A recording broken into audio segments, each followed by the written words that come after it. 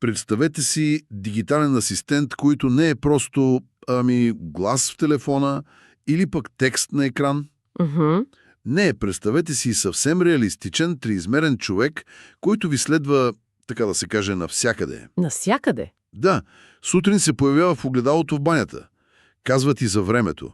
После на дисплея на колата, докато пътуваш. И в офиса, предполагам. В офиса, на компютъра, дори на павилион в супермаркета и през цялото време това е един и същи човек, със същата памет, спомня си всеки ваш разговор. Звучи като нещо от филм на Спилбърг, нали?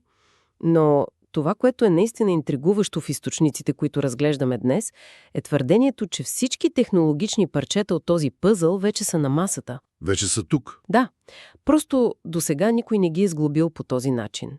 Интелектът на лице, гласовете са реалистични, лицата също. Въпросът е какво липсва, за да се появи душата. Точно в това ще се потопим днес. Разполагаме с подробна документация за една платформа, наречена Open Human AI, която авторите й описват доста смело като App Store за дигитални хора. Доста смело, да. Нашата мисия е да разглобим тази идея на съставните й части. Ще анализираме какъв проблем на пазара се опитва да реши, каква е технологията под капака и най-важното, какво е усещането за човека, който ще използва всичко това. Добре. Ще погледнем през три джифта очи, тези на създателя на самата платформа и, разбира се, на крайния потребител. Добре, нека започнем от най-логичната точка. Защо сега? Какво се промени, което прави подобна идея възможна днес, а не преди, да кажем, 5 години? Това е ключовия въпрос. Източниците са категорични, че сме достигнали повратна точка. Точка, в която трите основни стълба на един дигитален човек са вече не просто добри, а изключително развити. Макар и да съществуват в отделни екосистеми. Да ги разгледаме. Първия стълб е мозъка. Тук, революцията вече се случи. Големите езикови модели като ChatGPT, Claude, Gemini, те на практика решиха проблема с интелекта. Те могат да водят смисълен, продължителен, контекстуален разговор. Дигиталните хора вече не са просто чат-ботове с предварително написани отговори, те могат да разсъждават. Втория е гласът. И тук видяхме огромен скок. Технологии за синтез на реч, като тези на Eleven Labs, например, създават гласове с естествена интонация, емоция. Дори с леки запъвания и паузи. Да, вече не звучат като робота от гарата, който съобщава разписанието. И третия стълб, разбира се, е лицето. Инструменти като MetaHuman на Epic Games, съчетени с модерните графични процесори, позволяват създаването и рендирането на фотореалистични човешки лица. В реално време. В реално време. Дори на мобилни устройства. Те вече изглеждат като истински хора. Добре, това е невероятно. Значи имаме перфектния интелект, перфектния глас и почти перфектното лице. Интуицията ми подсказва, че ако съберем тези три неща, трябва да получим нещо страхотно. Логично е. Но в същото време, всеки дигитален аватар, който съм виждал досега, стои малко сковано. Като онези говорещи глави по телевизията. Като кукла. Къде се чупи магията? Какво липсва? Точно тук източниците ни насочват към това, което наричат последното тясно място – езика на тялото. Всички онези несъзнателни жестове, мимики и поклащания на главата, които ние правим без да се замисляме. Това е причината повечето аватари да попадат в зловещата долина. Изглеждат почти човешки, но нещо не е наред. Точно. Нещо е фундаментално сбъркано.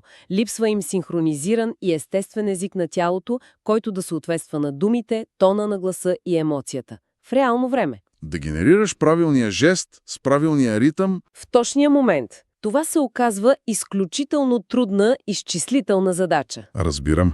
Значи това е технологичната пречка. Но документите говорят и за пазарна празнина, която е също толкова голяма. Абсолютно.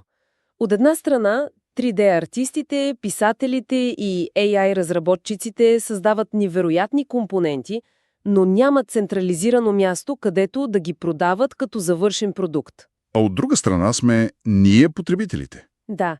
Затрупани сме с асистенти Siri, Alexa, Google Assistant, но всички те са изолирани в собствените си платформи. Няма как да притежаваш един единствен постоянен асистент, който да е с теб на всичките ти устройства. Имаме App Store за приложения, Steam за игри, но нищо за живи, дишещи дигитални същества. И ето тук на сцената излиза openhuman.ai с амбицията да запълни точно тази празнина, Като създаде цяла екосистема. която свързва създателите с потребителите. Точно така. Добре, разбрахме проблема. Нека сега да разнищим решението. Как точно работи тази платформа? Източниците описват като система от 3 страни – създател, платформа и краен потребител. Да започнем с създателя.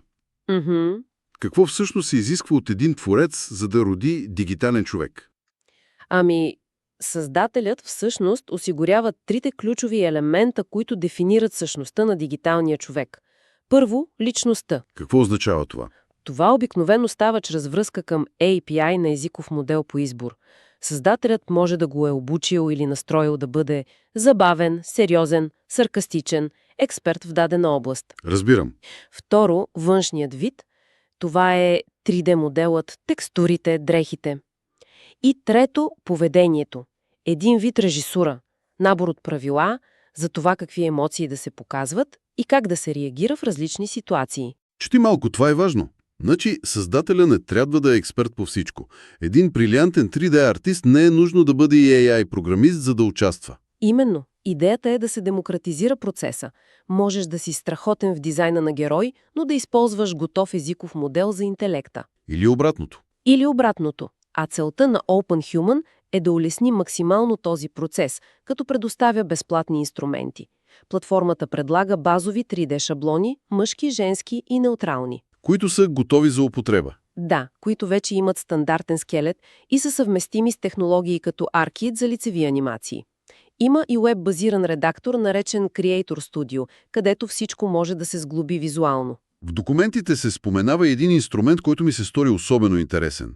ZWrap. Звучи като нещо от работилницата на магьосник. Какво прави? На практика е точно това.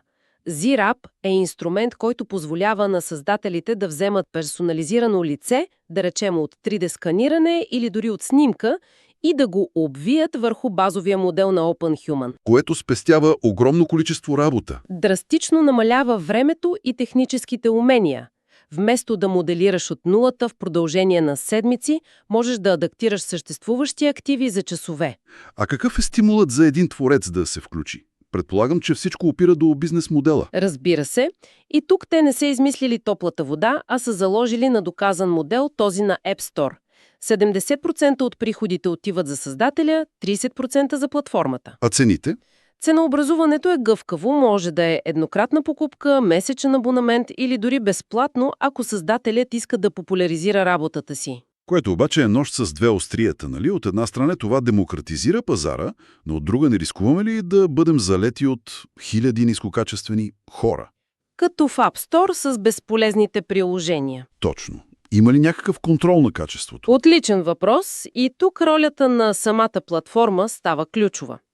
Според документите има процес на одобрение, подобен на този в App Store, който проверява за технически проблеми, вредно съдържание и спазване на стандартите. Добре. Но по-важното е, че платформата осигурява технологичната основа, която вдига летвата за всички. И с това преминаваме към втората страна, самата платформа OpenHuman. Нейната роля не е да създава, а да осигурява инфраструктурата. Какво включва тя? Включва 4 основни неща. Първото е, очевидно, Marketplace. Мястото, където разглеждаш, четеш ревюта, пробваш демо-версии и купуваш. Стандартно. Да. Второто обаче е тайната съставка. Това е технологията, която решава проблема с мъртвите очи и скованите движения, за които говорихме. Точно така. Наричат го AI Motion Synthesis Engine. Това е AI-система, която слуша разговора в реално време, анализира текста, аудиото, емоцията и генерира съответстващи жестове и език на тялото за по-малко от 50 милисекунди. Вау! Именно това вдъхва живот на аватарите.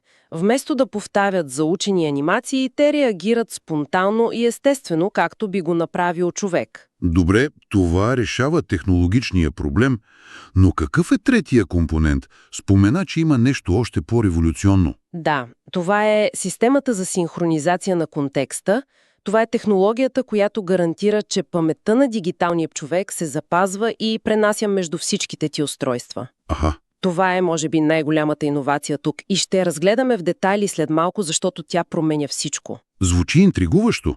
А четвъртия компонент? Четвъртият е лепилото, което държи всичко заедно, SDK-тата или софтуерните пакети за разработка. Те позволяват на всеки от разработчици на мобилни приложения до производители на автомобили и умни хладилници лесно да интегрират тези дигитални хора в своите продукти. Добре разбрахме какво получават създателите и как платформата го прави възможно. Но в крайна сметка всичко опира до едно. Какво е усещането за човека, който ще си купи такъв асистент? Лесно ли е? Интуитивно ли е? Ами за крайния потребител изживяването е замислено да бъде максимално просто. Разглеждаш каталога, харесваш си някого, да речем, асистент на име Айми, пробваш я, купуваш я и тя се появява навсякъде. Навсякъде. И тук се връщаме на онзи трети компонент, който е истинския геймчейнджър. Синхронизацията на контекста. В източниците има една много илюстративна история, наречена «Един ден с Айми». Нека да я проследим, защото мисля, че тук е заровено кучето. Започваме. 7 часа сутринта вкъщи. Потребителят е в банята. На смарт-огледалото се появява Ейми. Добро утро. Да, поздравява го за добро утро и му напомня за важна среща в 9 часа. Започват да си говорят за списъка за пазаруване за вечерта. Добре, до тук звучи познато. 8 часа, по време на пътуване. Потребителят се качва в колата. Ейми се появява на дисплея на Android Automotive. И тук е ключовия момент. Тя не пита как мога да ви помогна. А казва: Казва. И така, освен мляко и хляб, какво друго да добавим към списъка? продължава разговора. Точно. Не започва от начало. Продължава разговора от там, докъдето са стигнали преди минути в банята. Паметта е непрекъсната. Разбирам. Продължаваме. 9 часа в офиса. На десктоп компютъра Еми вече е в по-деловит вид и показва задачите за деня. 12:30 часа. Обедна почивка. Потребителят е навън, на автобусна спирка Поглежда телефона си. и Еми, знаейки локацията и предпочитанията му, предлага виетнамски ресторант на 200 метра оттам. Нека стигнем до следобеда, защото там става още по-интересно. 18 часа в супермаркета. И ето ни, в 18 часа в супермаркета, потребителят сканира QR-код на входа и Еми се появява на един от онези големи интерактивни павилиони. Чакай малко, това е интересно. Значи тя не е само на моите лични устройства. Това не повдига ли въпроси за сигурността? Как павилиона в магазина знае моя списък за пазаруване? Звучи малко натрапчиво, да. Да, Отличен въпрос и източниците го засягат директно. Системата има специален Privacy Mode за обществени устройства. режим за поверителност. Точно. Когато влезеш в такъв режим, Айми споделя само минимално необходимата информация в този случай, само списъка за пазаруване, но не и личните ти разговори, календар или предпочитания. А данните? Всички данни са криптирани и достъпът е временен. Това има смисъл. Добре, да довършим деня. Разбира се. Накрая, 20 часа вечерта, отново вкъщи, на смарт-телевизора Айми посреща потребителя, предлага филми на базата на предишни разговори и дори може да обсъжда съдържанието с него, докато гледа. Нека обобщим. В рамките на един ден видяхме един и същи асистент, Аймие, на повече от 7 различни устройства. Един и същ. Разговор е непрекъснат, контекста се запазва, а прехвърлянето между устройствата става за по 2 секунди. Това не е като да имаш Siri на телефона и Алекса вкъщи. Не въобще. Това е да имаш един асистент, който те следва. Технически това се случва благодарение на централизирано хранилище за контекст в облака. Всяка част от разговора, всяко предпочитание, всяка задача се записва там и се синхронизира в реално време. За колко време? С латентност под 100 милисекунди. С всички свързани устройства. Когато отвориш приложението на ново устройство, то просто изтегля последния актуален контекст и разговорът продължава безпроблемно. И така, какво означава всичко това? Когато погледнем голямата картина, това очевидно е нещо повече от просто по-добър гласов асистент. Това е изцяло нова парадигма. Точно така. И тук стигаме до, може би, най-големия залог. Източниците твърдят, че това не е просто еволюция, а революция в интерфейса. В начина, по който взаимодействаме с технологиите. Да, представи си, вече няма да мислиш кое приложение ми трябва за това, а кого да попитам. Вместо да отваряме 10 различни приложения за календар, време, новини и поръчка на храна, ние ще говорим с едно същество, Което има достъп до всички тези услуги. и ни ги предоставя в контекста на разговор. Това променя фундаментално самата метафора за ползване на технология от инструменти, които управляваме, към партньори, с които си сътрудничам. Именно. И тази визия работи само и единствено, ако присъствието е повсеместно. Затова и поддръжката на толкова много устройства – десктоп, мобилни, автомобили, IoT, обществени павилиони – е абсолютно ключова. Трябва да е навсякъде. Асистентът трябва да е наистина навсякъде, за да бъде полезен и да се превърне в тази нова операционна система за живота ни. Тази вседесъщност е в основата на цялата концепция. А вече засегнахме сигурността, но нека я затвърдим. При такава вездесъща система, която знае толкова много за потребителя, доверието е всичко. Какво още казват източниците по този въпрос? Ами документацията подчертава, че платформата е проектирана със сигурност и поверителност като основен приоритет, а не като нещо добавено в последствие. Всички данни се криптират от край до край. А регулациите? Системата е проектирана да бъде съвместима с регулации като GDPR и CCPA и най-важното, потребителят има пълен контрол и собственост върху данните си. Тоест може да ги изтрие. Може да ги прегледа, редактира и изтрие по всяко време. Идеята е, че ти притежаваш своя асистент и неговата памет, а не платформата. Добре, мисля, че сглобихме цялата картина.